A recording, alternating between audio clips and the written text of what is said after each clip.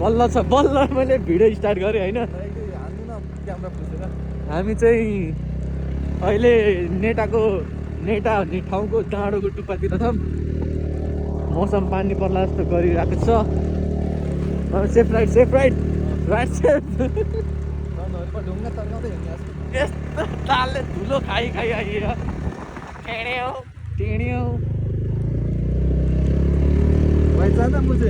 Okay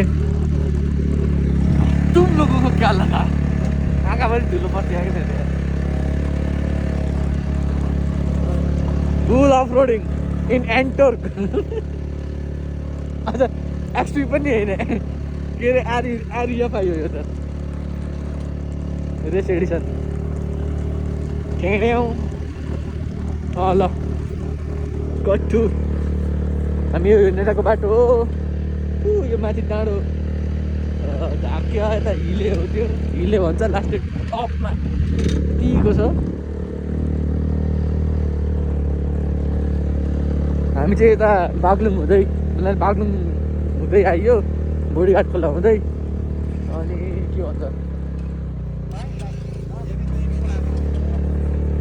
पेट्रोलको चाहिँ shortage रहेछ यता।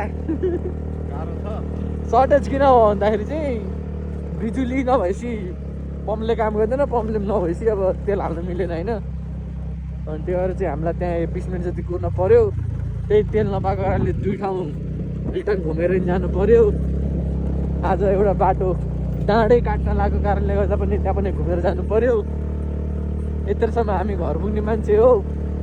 अझै 1.5 किलोमिटर 1.5 आवर 1 घन्टा 30 मिनट जति अझै कुद्न पर्ने बाँकी छ हामीलाई भन्ने मलाई लागिरहेछ।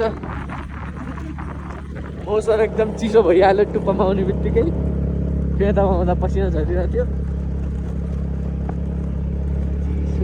चिसो हावा बोक्यो मुटु प्लस एस अरे बालुवामा बोले ठुलो अक्षर लेख्या। पानीले के भन्छ पानी आएन मलाई आएन। पानीले आउन भने जस्तो छ। इन्द्रदेवले सुनिदिनु भयो मेरो प्रार्थना। जय भवानी।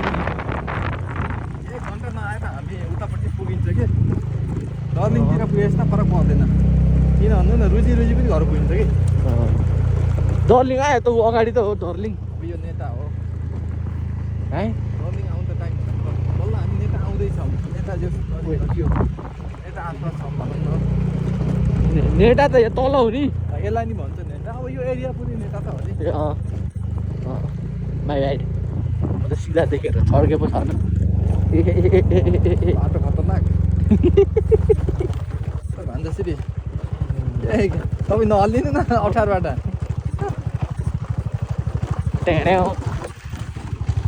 अब धेरै हल्लिन भने म जुन ट्र्याकमा जाँदैछु भने हुन्छु अर्को ट्र्याकमा पुगिन्छ।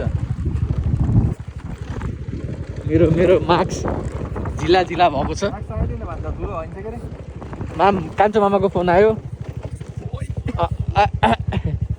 मैले भिडियो काटेँ ल।